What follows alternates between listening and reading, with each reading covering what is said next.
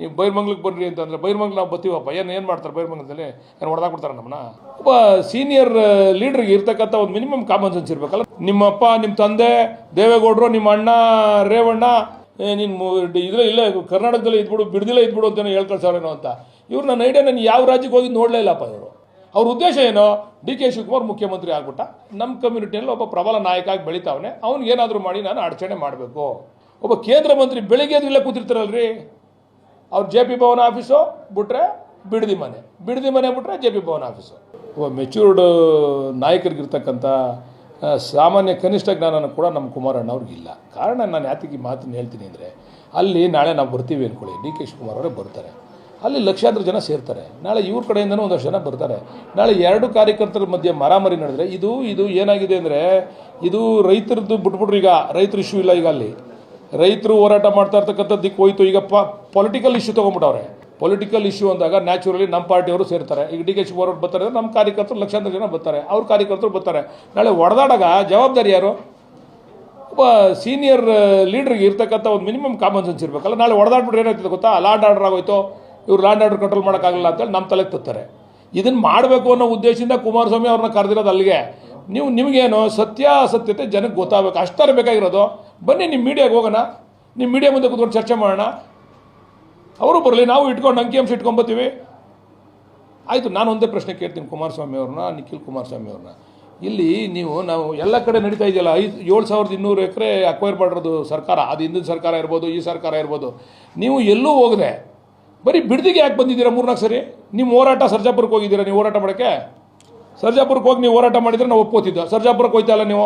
ಅಲ್ಲೇ ನಿಮ್ಮ ಪಾರ್ಟಿ ಕಾರ್ಯಕರ್ತಲ್ವಾ? ನಿಮ್ಮ ರೈತರ ಬಗ್ಗೆ ನಿಮಗೆ ವಿಶ್ವಾಸ ಇಲ್ವಾ? ಅಲ್ಲಿ ಚಿಕ್ಕಬಳ್ಳಾಪುರದಲ್ಲಿ ನಡೀತದೆ, ಜಂಗಮನ ಕೋಟೆಯಲ್ಲಿ ಸುಮಾರು 2,008 ಎಕರೆ ನಡೀತಾ ಇದೆ, ಅಲ್ಲಿ ಹೋಗಿದ್ದೀರಾ ನೀವು? ಯಾಕೆ ಹೋಗಿಲ್ಲ ನೀವು? ದೊಡ್ಡಬಳ್ಳಾಪುರದಲ್ಲಿ ನಡೀತಾ ಇದೆ 2,100 ಎಕರೆ ದೊಡ್ಡಬಳ್ಳಾಪುರದಲ್ಲಿ, ನೀವು ಅಲ್ಲಿ ಹೋಗಿದ್ದೀರಾ ನೀವು? ಹಂಗಾರೆ ಕುಮಾರಸ್ವಾಮಿ, ನಿಖಿಲ್ ಕುಮಾರಸ್ವಾಮಿ. ನಂಜನಗೂಡಲ್ಲಿ ನಡೀತಾ ಇದೆ. ಆಮೇಲೆ ಎಲ್ಲೂಗಿನ್ನ ಹೆಚ್ಚಾಗಿ ಅವರ ಹಾಸನ ಆಯ್ತಲ್ಲ, ಅವರ ಇದು ಹಾಸನ ಮೇನ್ ಇದರಲ್ಲಿ 1,800 ಎಕರೆನ IIT ಕಾಲೇಜ್ ಮಾಡಬೇಕು ಅಂತ ಹೇಳ್ಬಿಟ್ಟು IIT ಕಾಲೇಜ್ ಮಾಡಬೇಕು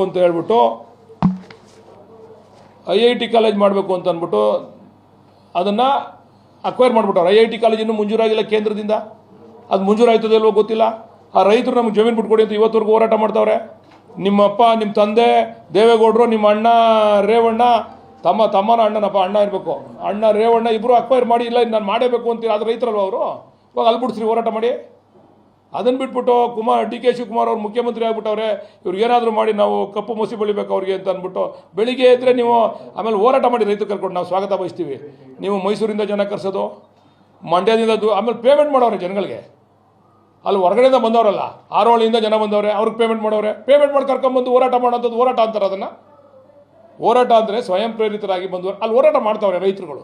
ಬೇರೆ ಅವ್ರೇನು ಹೇಳ್ತಾರೆ, ಇವ್ರು ರಾಜಕೀಯದವ್ರು ಬಂದು ರಾಜಕೀಯ ಮಾಡಿಬಿಟ್ರು, ಇದು ಹಾಳು ಮಾಡಿಬಿಟ್ರು. ಮೊದಲು ಚೆನ್ನಾಗಿ ನಡೀತಿತ್ತು ನಮ್ಮ ಹೋರಾಟ, ಈ ದಿಕ್ಕು ತಪ್ಪಿಸ್ಬಿಟ್ರು ಇವ್ರು ರಾಜಕೀಯದವ್ರು ಬಂದು. ನೀವು ಎಲ್ಲ ಕಡೆ ಹೋಗ್ಬಿಟ್ಟು ಬನ್ನಿ, ಇದೆಲ್ಲನೂ ಮುಗಿಸ್ಕೊಂಬನ್ನಿ, ಆಮೇಲೆ ನಾನು ಮಾತಾಡ್ತೀನಿ ನಿಮ್ಮ ಹತ್ರ. ಬರೀ ಬಿಡದಿಗೆ ಯಾಕೆ ಬರ್ತೀರಾ ನೀವು? ನಿಮ್ದು 35 ಎಕರೆ 40 ಎಕರೆ ಜಾಗ ಉಳಿಸ್ಕೊಳಕ್ಕೆ ಬಂದಿದ್ದೀರಾ ನೀವು? ಹಂಗಾರೆ ಬಿಡದಿಗೆ ಬೇನಾಮಿ ಬೇರೆ ಐತೆ ಇವ್ರ ಹೆಸರಲ್ಲಿ 100 ಎಕರೆ ಗಂಟ ಐತೆ ಬೇನಾಮಿ, ಬೇರೆ ಹೆಸರಲ್ಲಿ ಮಾಡಿರೋದು ಐತೆ 100 ಎಕರೆ ಗಂಟ. ಆದರೆ ಬಿಡದಿಲ್ಲೇ ಹೋರಾಟ ಮಾಡ್ತಕ್ಕಂಥ ಉದ್ದೇಶ ಏನು? ಡಿ ಕೆ ಶಿವಕುಮಾರ್ ಅವರು ಕೆಟ್ಟ ಹೆಸರು ಬರಬೇಕು, ಈ ಜಿಲ್ಲೆಯವರು ಇವ್ರಿಗೆ ತೊಂದರೆ ಮಾಡಬೇಕು ಅನ್ನೋ ಉದ್ದೇಶ ನಿಮ್ಮದು. ಬೇರೆ ಕಡೆ ಹೋಗಿ ನೋಡೋಣ. ಹಂಗಾದ್ರೆ ಯಾಕೆ ಹೋಯ್ತಲ್ಲ ನೀವು? ಅವ್ರು ರೈತರಲ್ವ ಹಂಗಾರೆ ಅಲ್ಲಿ ಇರ್ತಕ್ಕಂಥವ್ರೆಲ್ಲ?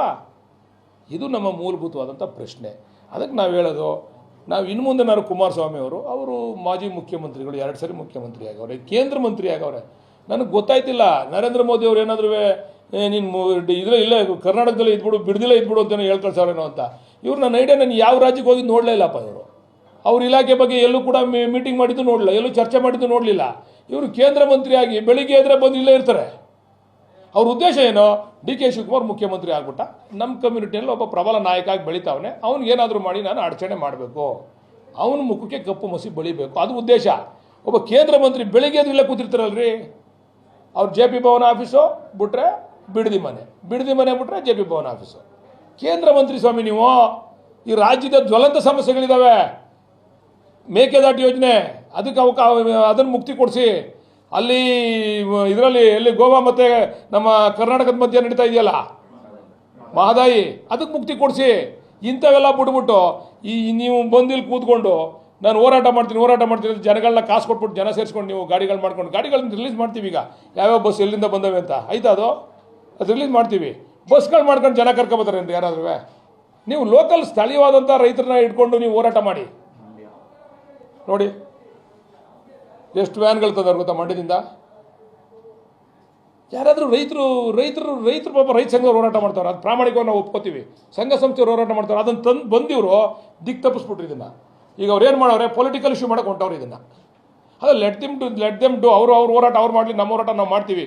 ಇವ್ರು ಬಂದು ಹೋರಾಟ ಮಾಡೋದ್ರಿಂದ ರೈತರುಗಳಿಗೆ ತೊಂದರೆ ಆಗ್ತಾ ಇದೆಯೇ ವಿನಃ ರೈತರಿಗೆ ಏನು ಇದರಿಂದ ಬೆನಿಫಿಟ್ ಆಗ್ತಾ ಇಲ್ಲ. ರೈತರುಗಳಿಗೆ ಅನವಶ್ಯವಾಗಿ ಇವರೇ ಬಂದು ತೊಂದರೆ ಕೊಡ್ತಾವ್ರೆ. ನಾವು ರೈತರ ಹತ್ರ ಕರೆದಿದ್ದು ಡಿ ಕೆ ಶಿವಕುಮಾರ್ ಅವರು, ಅವ್ರಿಗೆ ಏನೇನು ಅಹವಾಲು ಐತೆ ಎಲ್ಲ ಕರೆದು ಮಾತಾಡಿ ಅಂತ ಹೇಳಿದ್ರು. ಅಷ್ಟರಲ್ಲಿ ಇವರೇ ಅವ್ರನ್ನ ಎತ್ಕಟ್ಟಿ ಸುಮ್ಮನೆ ಗೊಂದಲ. ಆಮೇಲೆ ಇರೋ ರೈತರನ್ನ ಎತ್ಕಟ್ಕೊಂಡು ಮಾಡಲಿ. ಹೊರಗಡೆಯಿಂದ ಬಸ್ಗಳು, ವ್ಯಾನ್ಗಳು ಎಲ್ಲ ಮಾಡ್ಕೊಂಬಂದು ಜನ ಕರ್ಕೊಂಬಂದು ಪೇಮೆಂಟ್ ಕೊಟ್ಟು, ಅದರಲ್ಲಿ ಕೆಲವು ಪಾಪ ಹೆಣ್ಮಕ್ಳು ಬೇಜಾರು ಮಾಡ್ಕೊಂಡ್ರು. ನೀವು ದುಡ್ಡು ಕೊಟ್ರಿ, ನಮ್ಮೇಲೆ ಲೋಕಲ್ ಇರೋ ರೈತರಿಗೆ ದುಡ್ಡು ಕೊಟ್ಟಿಲ್ಲ ಅವರು. ಹೊರಗಡೆಯಿಂದ ಜನ ಸೇರ್ಸೋಕ್ಕೆ ಕರ್ಕೊಂಬಂದು ದುಡ್ಡು ಕೊಟ್ಟು ಕರ್ಕೊಂಬಂದು ಶೋ ಅಪ್ ಮಾಡಿದ್ರು. ಬಾಯಿಗೆ ಬಂದಂಗೆ ಮಾತಾಡೋದು. ನಮಗೆ ಬರೋಲ್ಲ ಬಾಯಿಗೆ ಬಂದಂಗೆ ಮಾತಾಡೋಕ್ಕೆ.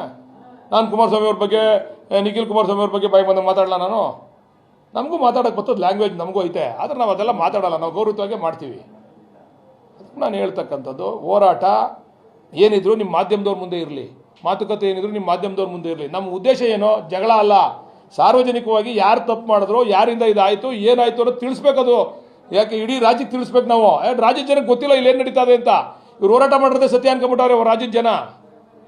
ಇದು ತೀರ್ಮಾನ ಆಗಬೇಕು ಅಂತಕ್ಕಂಥ ದೃಷ್ಟಿಯಿಂದ ಡಿ ಕೆ ಶಿವಕುಮಾರ್ ಅವರು, ನೀವು 4-5 ಜನ ಬನ್ನಿ, ಚರ್ಚೆ ಮಾಡೋಣ, ಸಾರ್ವಜನಿಕವಾಗಿ ಗೊತ್ತಾಗಲಿ ಜನಕ್ಕೆ ಅಂತ ಕರೆದವ್ರೆ ವಿನ ನೀವು ಬೈರ್ಮಂಗ್ಲಕ್ಕೆ ಬನ್ನಿರಿ ಅಂತಂದರೆ ಬೈರ್ಮಂಗ್ಲ ನಾವು ಬತ್ತೀವಪ್ಪ. ಏನು ಮಾಡ್ತಾರೆ ಬೈರ್ಮಂಗ್ಲದಲ್ಲಿ? ಏನು ಹೊಡೆದಾಕ್ಬಿಡ್ತಾರೆ ನಮ್ಮನ್ನ?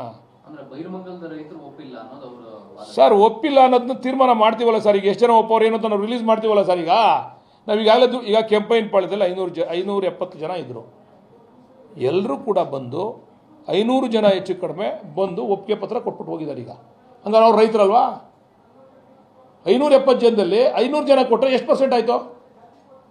ನೀವೇ ಆಲೋಚನೆ ಮಾಡೋದು. ಸುಳ್ಳಾದರೆ ನೀವು ಮಾಹಿತಿ ತೊಗೊಳ್ಬೇಕಾರೆ ಮಾಹಿತಿ ತಗೊಳ್ಳಿ ಎಷ್ಟು ಜನ ಬಂದು ಒಪ್ಪಿಗೆ ಪತ್ರ ಕೊಟ್ಟವ್ರೆ ಅಂತ. ಹಂಗೆ